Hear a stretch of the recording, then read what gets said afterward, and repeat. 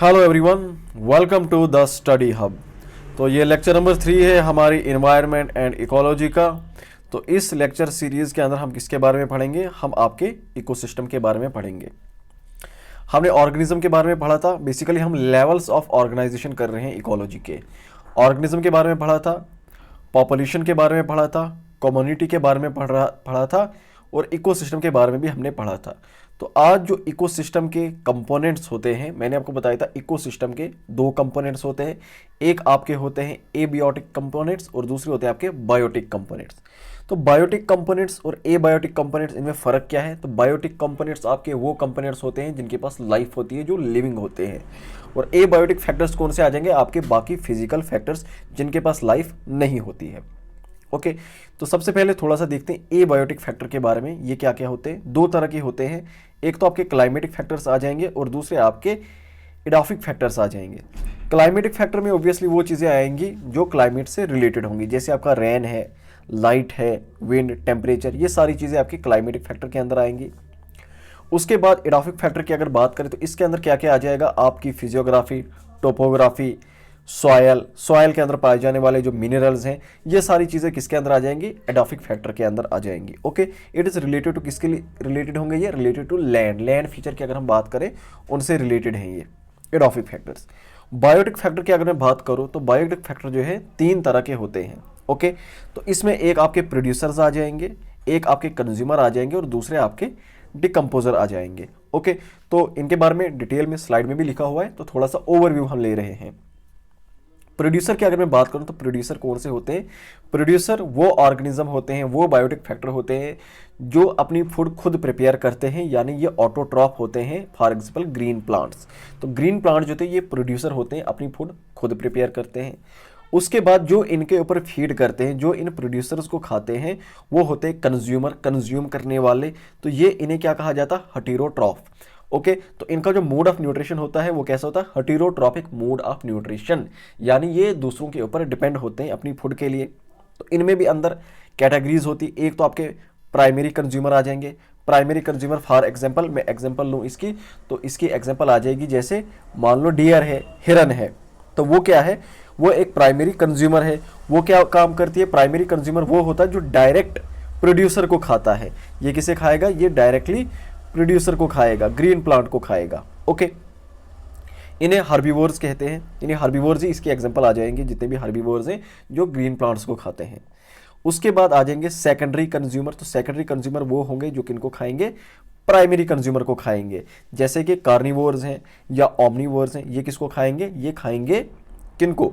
Carnivores को। जैसे for example आप हाइना की एग्जांपल लो, तो जो हाइनास है वो किसको खाएंगे? वो डियर का शिकार करेंगे, हिरन का शिकार करेंगे। ओके, उसके बाद जो हाइना का शिकार करेगा, जो टॉप आपके कंज्यूमर होंगे, जैसे कि लाइन है, तो ये किस में आ जाएंगे? ये आपके टर्शरी कंज्यूमर के अंदर आ जाएंगे। तो ये कौन हुए? ये कंज्यूमर की कैटेगरी हुई। प्राइमरी कंज्यूमर जो हर्बीवोर्स होते हैं, ग्रीन प्लांट्स को खाते हैं। फिर उन प्राइमरी कंज्यूमर को खाने वाले सेकेंडरी कंज्यूमर, और सेकेंडरी कंज्यूमर को खाने वाले आपके टर्शरी कंज्यूमर। ओके, इसी तरह से होते हैं डिकम्पोजर। तो डिकम्पोजर जो, इनको सेप्रोट्रॉफ भी कहा जाता है। जैसे आपके बैक्टीरिया है, आपके फंजाई हैं, ये आपके डिकम्पोजर हैं। यानी कि कोई भी बॉडी, डेड बॉडी है, तो उसके ऊपर ये डिकम्पोजर पड़ेंगे। ये कीड़े दिख रहे होंगे आपको, व्हाइट कलर के कीड़े होंगे, अलग अलग किस्म के कीड़े होंगे। ये उस बॉडी के ऊपर पड़ेंगे, उसको डिकम्पोज कर देंगे पूरी तरह से। तो इन्हें क्या कहा जाता है? इन्हें कहा जाता है डिकम्पोजर्स। ओके, तो ये भी क्या आ जाएंगे? ये भी आपकी बायोटिक फैक्टर के अंदर आ जाएंगे। ओके, तो ये आई होप आपको ये ओवरव्यू इस चीज़ का मिल गया होगा। तो वही बात हो रही है, कंपोनेंट्स क्या क्या है इकोसिस्टम के। तो इकोसिस्टम के मेजरली दो कंपोनेंट्स है। एक आपके बायोलॉजिकल कंपोनेंट्स है जिन्हें हम बायोटिक कहते हैं, और दूसरे आपके फिजिकल कंपोनेंट्स हैं जिन्हें हम एबायोटिक कहते हैं। तो बायोटिक के अंदर क्या क्या? जो भी आपका ऑर्गेनिक मैटर है, लिविंग थिंग्स हैं, ये सारी चीज़ें किसके अंदर आ जाएंगी? ये आपके बायोटिक के अंदर आ जाएंगी। और एबायोटिक के अंदर मैंने क्या कहा? नॉन लिविंग थिंग्स आ जाएंगी। आपकी सनलाइट है, टेम्परेचर है, ह्यूमिडिटी है, सॉयल है, ये सारी चीज़ें किसके अंदर आ जाती हैं? ये सारी चीज़ें आपकी एबायोटिक कंपोनेंट के अंदर आती हैं। तो सबसे पहले हम बायोलॉजिकल कंपोनेंट्स को देखेंगे। बायोलॉजिकल कंपोनेंट्स कौन से? यहाँ से क्वेश्चंस भी आ जाते हैं। तो बायोलॉजिकल कंपोनेंट्स की अगर मैं बात करूँ, मैंने ऑलरेडी बताया, एज द नेम सजेस्ट, ये कौन सी चीज़ें होंगी? ऑल द लिविंग थिंग, जो भी जिंदा चीज़ें हैं, इन्हें बायोटिक या बायोलॉजिकल कंपोनेंट कहा जाता है। ठीक है, तो जैसे आपके एनिमल्स आएंगे, आपके प्लांट्स आएंगे, आपके माइक्रो ऑर्गेनिजम्स आ जाएंगे, ये सारे इस कैटेगरी के अंदर आ जाएंगे। इन्हें भी आगे डिवाइड किया जाता है, जैसे हमने ऑलरेडी बता दिया। आपके प्रोड्यूसर्स हैं, ओके, जिसके अंदर आपके प्लांट्स आ जाएंगे। आपके कंज्यूमर्स हैं, ओके, कंज्यूमर जैसे कि प्राइमरी कंज्यूमर जो आपके प्लांट्स को खाते हैं, सेकेंडरी कंज्यूमर जो आपके प्राइमरी कंज्यूमर को खाते हैं, इसी तरह से टर्शरी कंज्यूमर जो आपके सेकेंडरी कंज्यूमर को खाते हैं। तो कंज्यूमर की भी हमने अलग अलग कैटेगरी देखी। फिर उसके बाद आते हैं डिकम्पोजर, जो डेड बॉडीज़ को, डेड रिमेन्स जो होते हैं उनके ऊपर डिकम्पोजर पड़ते हैं। तो वो कौन से आ जाएंगे? आपके डिकम्पोजर, जिसके अंदर आपके बैक्टीरिया वगैरह आ जाएंगे, ये आपके डिकम्पोजर। ये बेसिकली क्या है, क्योंकि इनके पास लाइफ है, ये बायोलॉजिकल कंपोनेंट है, ये आपके बायोटिक कंपोनेंट होंगे।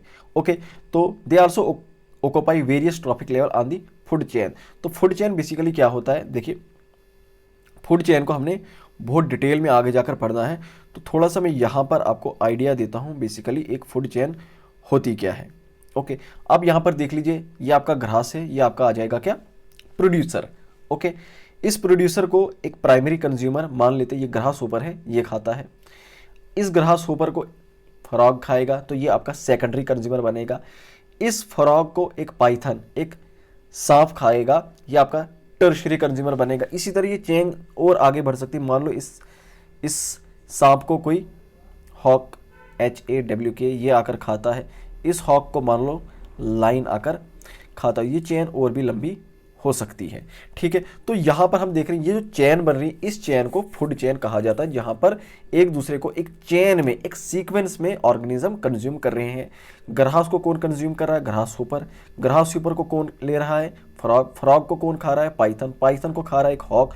हॉक को एक लाइन खा रहा है। तो ये जो प्रोसेस होता है, इस प्रोसेस को हम क्या कहते हैं, यही होता है बेसिकली आपकी फूड चेन, ठीक है। तो फूड चेन आपको पता लग गया। अब इसके अंदर क्या होता है, ट्रॉफिक लेवल्स। जैसे ये ग्रास है, ये पहले लेवल पे, इसे फर्स्ट ट्रॉफिक लेवल कहेंगे। उसके बाद हमें ग्रास होपर देखने को मिलेगा, तो ये सेकंड ट्रॉफिक लेवल होगा। उसके बाद ये फ्रॉग देखने को मिलता है, तो ये कौन सा होगा, ये आपका थर्ड ट्रॉफिक लेवल होगा।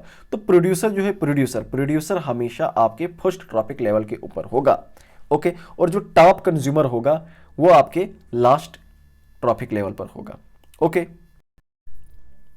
तो यही बात यहां पर कही गई है कि जो बायोलॉजिकल कंपोनेंट्स होते हैं वो वेरियस ट्रॉफिक लेवल, अलग अलग ट्रॉफिक लेवल पे आपको देखने को मिलेंगे। अभी हमने फूड चेन में देखा था, प्लांट है वो एक ट्रॉफिक लेवल है, उसके बाद उसे खाने वाला ग्रास होपर वो भी बायोलॉजिकल कंपोनेंट के अंदर आएगा, वो अलग दूसरा ट्रॉफिक लेवल है। तो अलग अलग ट्रॉफिक लेवल पे ये देखने को मिलते हैं। जैसे ये बताता कि ऑल ऑटोट्रॉफ्स, जितने भी ऑटोट्रॉफ्स हैं, यानी जो अपनी फूड खुद प्रिपेयर करते हैं, वो प्रोड्यूसर होते हैं। और ये कौन सा लेवल ऑक्यूपाई करेंगे, lowest level, first level food chain का ऑक्यूपाई करेंगे। तो ये आपके बायोलॉजिकल कंपोनेंट हो गए।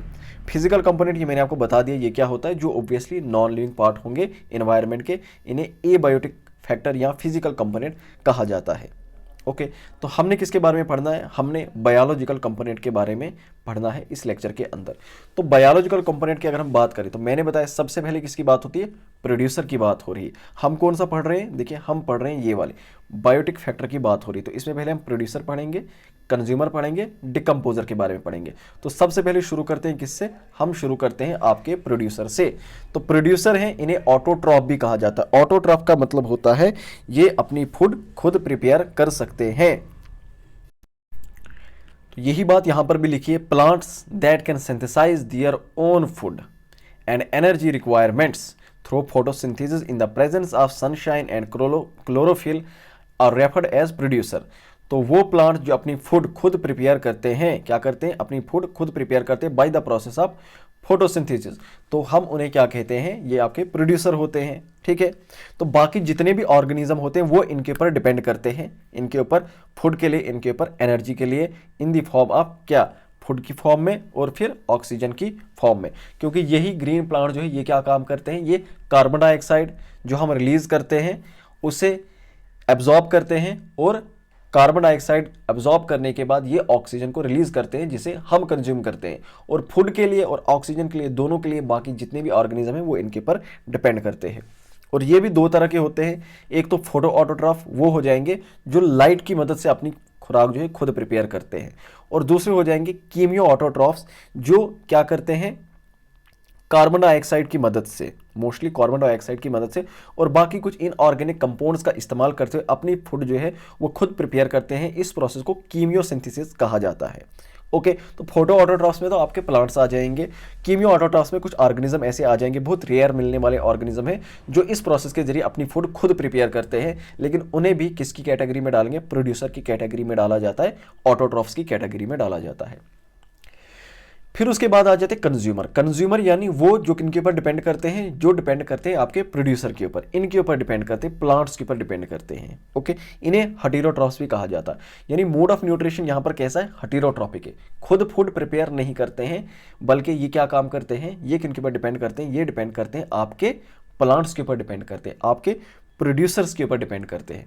तो consumers are the organism that eat the plant that the producers have prepared. तो प्रोड्यूसर ने जो फूड प्रिपेयर की उसके ऊपर ये डिपेंड करते हैं। ओके, तो सिंपल इनऑर्गेनिक सब्सटेंसेस जो होते हैं, जो प्लांट्स इस्तेमाल करते हैं अपनी फूड प्रिपेयर करने के लिए, ये ऐसा नहीं कर सकते, can not be used to prepare the food by consumer. तो कंज्यूमर ऐसा नहीं कर सकता है इनऑर्गेनिक सब्सटेंसेस को डायरेक्टली इस्तेमाल, सिंपल इनऑर्गेनिक सब्सटेंसेस को इस्तेमाल करके अपनी फूड वो प्रिपेयर नहीं कर सकता है। ओके, तो वो किसके ऊपर डिपेंड करता है, वो डिपेंड करता है प्लांट्स के ऊपर। इन शॉर्ट यही स्टोरी है। ओके, अब इनकी अलग अलग कैटेगरी आती है। प्राइमरी कंज्यूमर वो कंज्यूमर होते हैं जो किसके ऊपर डिपेंड करते हैं, इन्हें हार्बिवोर्स भी कहा जाता है। ये किसके ऊपर डिपेंड करते हैं, ये डिपेंड करते हैं प्लांट्स के ऊपर। ओके, तो इसके अंदर जैसे आपको गोट, डेयर, रैबिट, ये किसके ऊपर डिपेंड करते हैं, ये प्लांट्स के ऊपर डिपेंड करते हैं। ठीक है, और they are the part of food chain second trophic level. ये किसके ऊपर आते हैं, सेकंड ट्रॉपिक लेवल के ऊपर आएंगे। ओके, यानी पहले ट्रॉपिक लेवल पे क्या आ जाएगा, कोई प्लांट आएगा, फिर उसके बाद कंज्यूम करने वाला मान लो गोट है या डियर है, तो ये प्राइमरी कंज्यूमर होंगे। तो प्राइमरी कंज्यूमर क्या होंगे, जो डायरेक्टली किसके ऊपर डिपेंड करेंगे, प्रोड्यूसर के ऊपर डिपेंड करेंगे। तो इसलिए ये सेकंड ट्रॉपिक लेवल को ऑक्यूपाई करते हैं। उसके बाद थर्ड ट्रॉपिक लेवल को कौन ऑक्यूपाई करता है, तो थर्ड ट्रॉपिक लेवल को ऑक्यूपाई करता है आपके सेकेंडरी कंज्यूमर। ये कार्निवोर्स होते हैं। तो कार्निवोर्स वो कौन से होते हैं, जो दूसरे एनिमल्स को, इन बाकी एनिमल्स को, जो प्राइमरी कंज्यूमर है मान लो गोट, तो गोट को खाएगा या फिर डियर को खाएगा। इसमें क्या आएंगे, आपके फॉक्सेस आ सकते हैं, डॉग्स आ सकती हैं, कैट्स आ सकती हैं। तो ये किसके अंदर आ जाएंगे, ये आ जाएंगे आपके सेकेंडरी कंज्यूमर। फिर उसके बाद टर्शियरी कंज्यूमर, वो कंज्यूमर आएंगे जो सेकेंडरी कंज्यूमर को खाएंगे। ओके, और ये नेक्स्ट ट्रॉपिक लेवल आपका ऑक्यूपाई करेंगे। जैसे कि मान लो फॉर एग्जांपल कोई भी